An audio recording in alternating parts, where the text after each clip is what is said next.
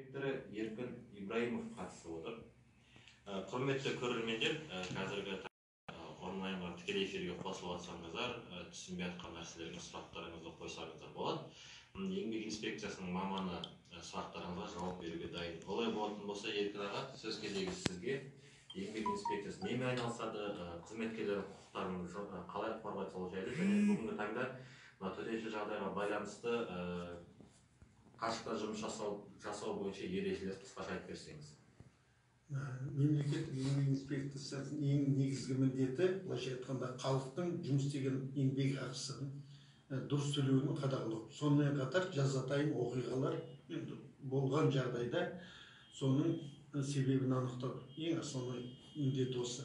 Енді сіздердің ең қазіргі былайша айтқанда актуальный тема дейміз ғой. Хабарласып жатыр, олардың айтып жатқаны, дистанционный жұмыс қалай болады дейді, ара қашықта жұмыс істеу керек дейді.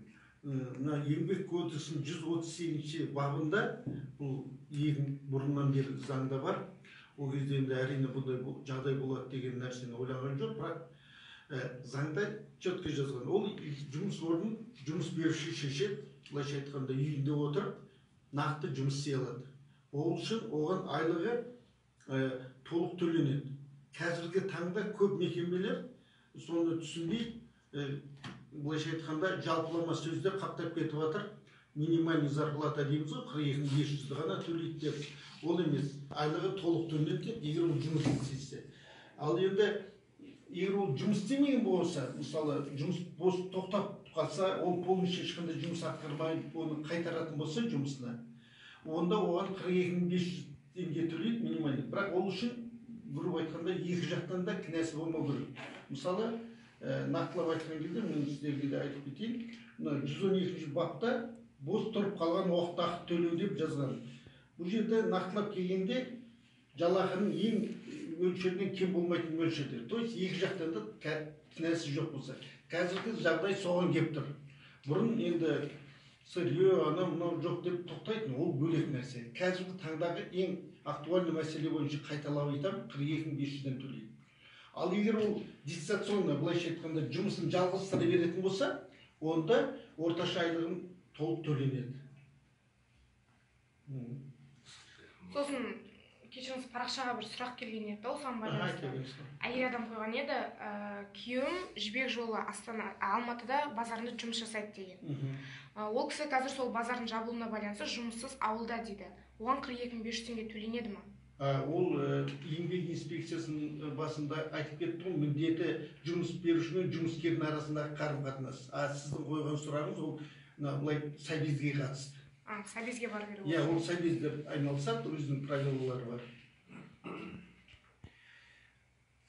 Сұрақ жоқ болса, мен бір сұрақ қойып мына жерде мынандай нәрсе кездесіп жатыр да, жұмыс беруші жақтан, яғни қызметкерлерге отбасы жағдайына байланысты без содержания жазыңыз деп жаздыртып, оларды үйлеріне жіберіп отыру қаншалықты заңды?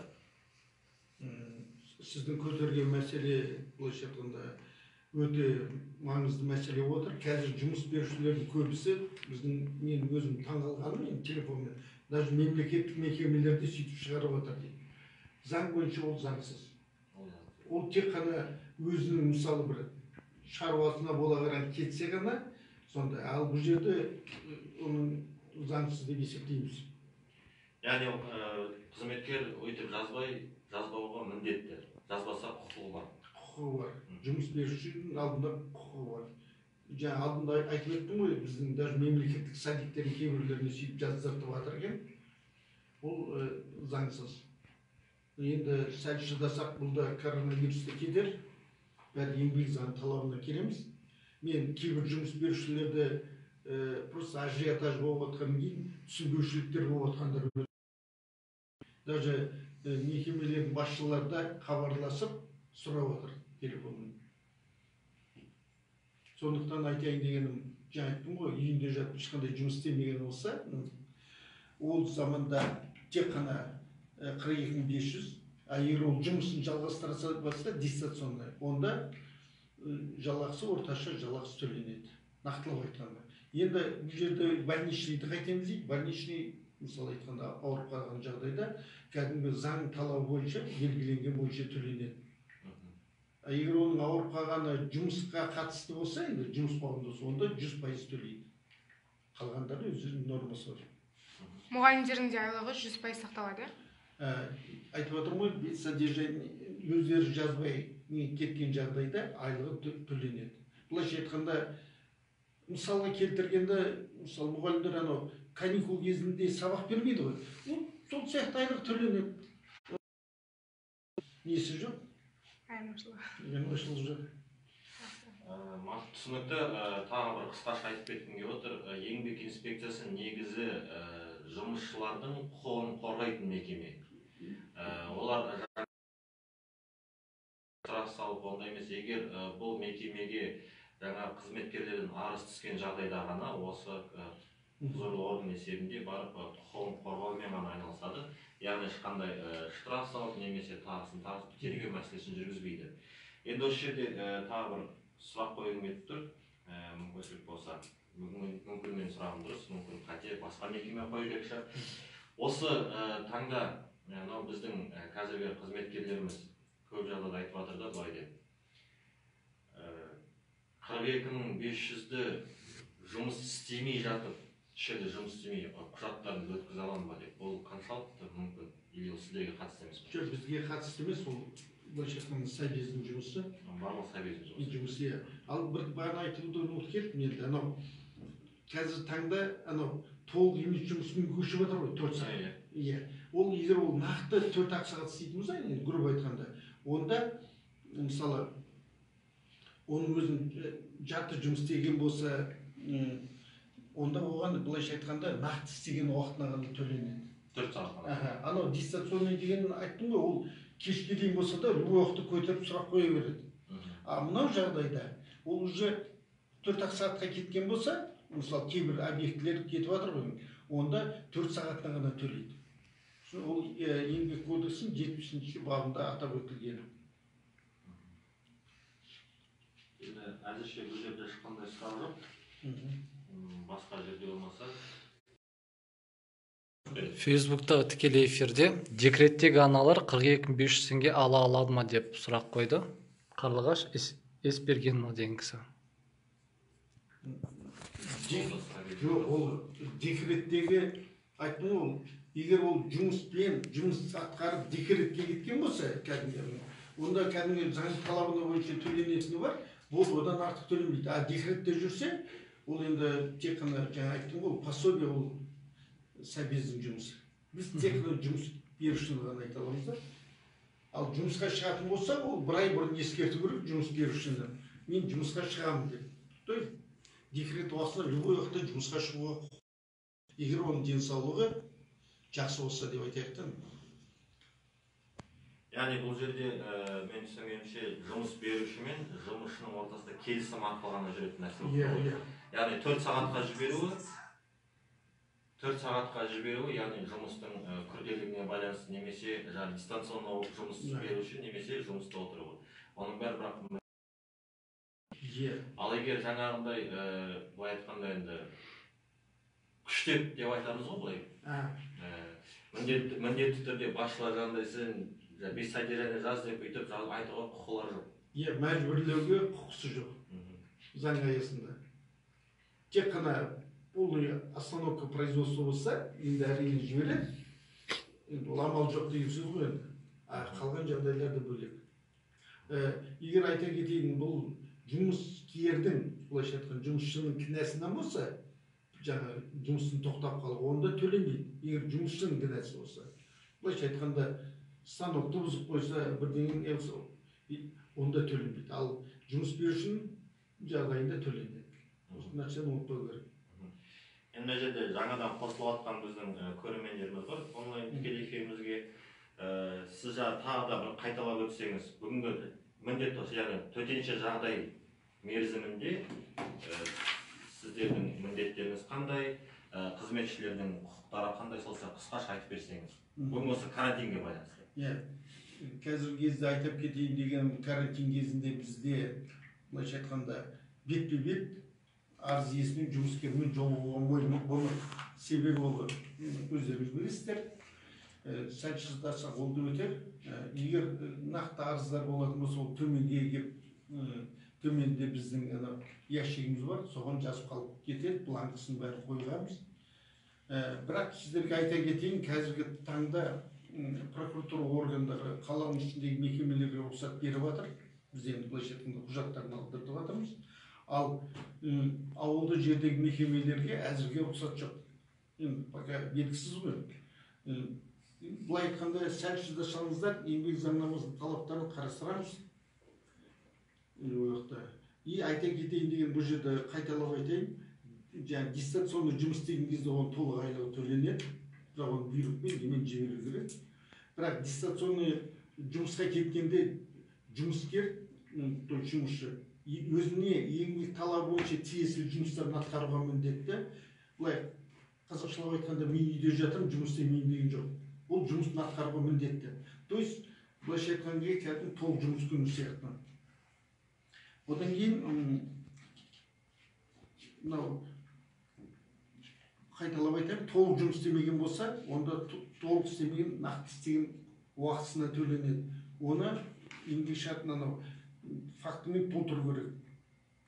Енді производство тоқтаса айттым, 112-ші бапта оның кінәсіне байланысты, кім кінәлі бұл жерде. Ал коронавирусте екі жақтында кінәсі жоқ, сондықтан бұл жерде басқаша төленеді. Енді сразу айтайын, қазіргі кезде айлық төлемеу үшін көп мекемелер штат кестесін қысқартып жатыр, өте көп, бірақ енді оны заң талабы бойынша оны бір ай төлемін жүргізу, жаңағы пайдаланылған еңбек демалыс үшін төлемдерін жүргізу. Қалғаны біздің президентіміз айтқандай, мемлекет центр занятости арқылы төленеді. Оның талаптары бөлек. Мына жаңағы дистанционный жұмысқа көшкен мекемелердің қызметкерлері, яғни басшылық тарапынан берілген жұмыс атқарылмаған жағдайда, ол дистанционный үйінде отыр ғой. Мүмкін оның үйінде компьютер болуы мүмкін, мүмкін интернет жоқ болуы мүмкін, бірақ тапсырма берілген кезде орындалмаған жағдайда қалай шара қолданыла ма, әлде қалай болады? Сіздің қойып отқан сұрағыңыз орынды. Бұл жерде заң талабы бойынша жұмыс беруші оны барлық қажетті құралдармен қамтамасыз ету керек, заң талабы бойынша. Егер қамтамасыз етіліп, оған мысалы сіз айтқанда компьютерін берсе, одан алып жатса, и ол кісі өзіне тиесілі жұмысын атқармаса, былай айтқан кезде өзінің жұмысын атқармаған болып саналады. Онда кәдімгі Қазақстан Республикасының еңбек заңнамасының талабы бойынша тәртіптік жазада қолданылуы мүмкін. Мына жерде міне сұрақ түсіпті. Ассалаумағалейкум. Егер де жасы елден асып кеткен азаматты жұмыстан шығарып жіберіпті, енді ол азаматымыз жұмыссыз қалып қалды. Күзет басқармасында жұмыс жасаған, яғни жасыңыз елден асып кетті деп жұмыстан шығарған дейді. Бұл жерде айта кететінім, әр саланың, былайша айтқанда, әскери адамдар бұл қандай күзет мекемені қарау керек. Мысалы, кейбір мекемеде қаржы беріледі. Административный оружие дейміз ғой, кейбір жерде берілмейді. Оның әр мекеменің талабына қарап анықталады. 50 жасқа келді, сен жұмыс істемейсің деген заң талабы жоқ, бірақ нақтылап айттым ғой, әр саланың өзінің требованиясы бар. Мысалы, темір жолдың өзінің талаптары бар. Оны әр саланың бөлек-бөлек қарау керек. Жажырды темір жол күзеті дейді. Айттым ғой, оның енді мен дәп қол астында темір жолдың талаптары жоқ қол астында. Яғни мекеменің өзінің уставына сәйкес жұмыс жүргізеді. Егер ол жерде жаңағы ауыр денсаулыққа зақым келетін, зиян келетін немесе жаңағы қару ұстайтын мекеме болса, онда ол өзінің бекітілген уставына сәйкес жұмыс жүргізеді. Талаптар бар. Жоқ, оны мекеме емес, жоғарыдан біздің былайша айтқан өкімет бекітеді. Талаптар. Былайша айтқан кезде ол қару-жарақпен айналысқан кезде секіру бар, жүгіру бар. Оны да қарастыру керек. Facebook әлеуметтік желісінде сұрақ келіп түсті. Қарлығаш Еспергенова, декреттік демалыстан өтінішінде көрсеткен мерзімнен бұрын шығуға бола ма дейді жұмысқа? Егер мысалы ол кісі 3 жылға кеткен болса, бала күтімінде. Одан кейін былайша айтқанда жағдайы бар, үйде жұмысқа шығуға жағдайы бар деп айтайық. Сондай болатын болса, ол жұмыс берушіге 1 ай бұрын жазбаша ескерту керек. Анау ауызша айтты деген сөз ол тіркелмеген нәрсе. Жазбаша түрде жұмысқа беру керек. Егер жұмыс беруші оны 1 айдан кейін ғана қабылдайды. Егер бірден де қабылдау болады, бірақ негізі 1 айға дейін алынады. Оны не үшін айтады? Көбінесе бізде оның орнына басқа бір азаматты уақытша алады. Ол азаматшылықты ескерту керек қой. Бізде тағы да Ғани Қойбағаров деген кісіден сұрақ келіп түсті. Сәлеметсіздер ме? Бүгінгі күнде балабақшалар жабылды. Сол себепті балалар өз үйінде. Осыған орай балаларға қарау үшін анасы немесе әкесі қашықтықтан жұмыс істеу режиміне ауысуға бола ма, әлде без содержания жазу керек па деп жазыпты. Бұл жұмыс берушімен келісу керек. Екі тараптардың келісімі бойынша. Тағы да Гүлсім Құсайынова бізде сұрақ жолдаған екен. Сәлеметсіздер ме? Ресми тіркелмей жұмыс істейтін азаматтар бар. Олар 42.500 теңгені алу үшін қайда бару керек және қандай құжаттар өткізу керек дейді. Бұл бағана қайталап айтайын, бұл былайша айтқанда сәбездің жұмысы, центр занятости па солардың жұмысы. Себебі біз тек қана ресми жұмыс істеп жатқан азаматтармен ғана жұмыс істейміз. Темір жолда жұмыс істеген күзетте істеген азаматты жұмыстан шығарып еді, соған көмектеріңіз бар ма деп сұрақ түсіпті. Оған яғни көмектесу үшін бірінші орында жұмыспен қамтуға барып тіркелу керек. Яғни жұмыс сол жерден қарастырып, сол жерден тағы да қайталап айтайын, еңбек инспекциясы жұмысшылардың, яғни қызметкерлердің құқығын қорғайтын мекеме. Яғни қалай өз құқығын қорғауға болады, бүгінгі жағдайда қандай заңдылығы бар, қай жағы дұрыс, қай жағы қате екенін қысқаша түсіндіріп беріп отыр. Сұрақ болатын болса, ары қарай қойып жалғастыра берсеңіздер болады. Тағы да сұрақ бар ма екен? Қазірше жоқ. Туындайды ма? Жаңа сен айтып отырған темір жол бар ғой, оны көрсетейін. Кейін сұрақтар негізі ол жерде сұрақты дұрыс басқаша қойып отыр ғой, негізі былай болған. Бізде Құдай айтқан тендер деген бар ғой. Тендерді басқа мекеме тоғытып қойды. Жаңа инженер нақырады деген түсінікті. Құрметті жастар, тағы да қайталап айтамын. Егер де сұрақ қойып үлгермей қалсаңыздар, біздің әлеуметтік желілерге парақшаларымызға сұрақтарын жазбаша түрде қалдырсаңыздар болады. Сол қойылған сұрақтарды тиісті сала мамандарына біз жолдап, жауаптарын алып сіздерге беруге қолдау көрсетеміз. Және де түстен кейін де тағы да біздің кезекті мекеме қызметкерлерімен бағдарламаларға сәйкес кездесулер болады. Соған да қатысуларыңызды шақырамын. Ана жерде тағы бір сұрақ түсіпті. Жұмыссыз қалса үкіметтен көмек алуға бола ма? Әрине алуға болады. Ол үшін жұмыспен қамту немесе аудандық жерде аудандық сәбез, қалалық жерде қалалық сәбезге барып құжаттарын өткізіп, яғни қандай құжаттар деген айтқанда тізімін алып өткізіп, егер сәйкес келген жағдайда үкімет тарапынан 42.500 теңгені аймағай ала аласыздар. Осымен біздің сұрақтарымыз азайған секілді. Мүмкіндік болса, енді еңбек инспекциясы тек қана құқықтарын қорғайды, сұрақтарын қойсаңыздар болады. Осымен біздің жарты сағаттық тікелей эфирімізді аяғына жетіп қалды деп ойлаймын. Егер сұрақтарыңыз болса, жазбаша түрде қалдырсаңыздар болады. Рахмет, келесі кездескенше.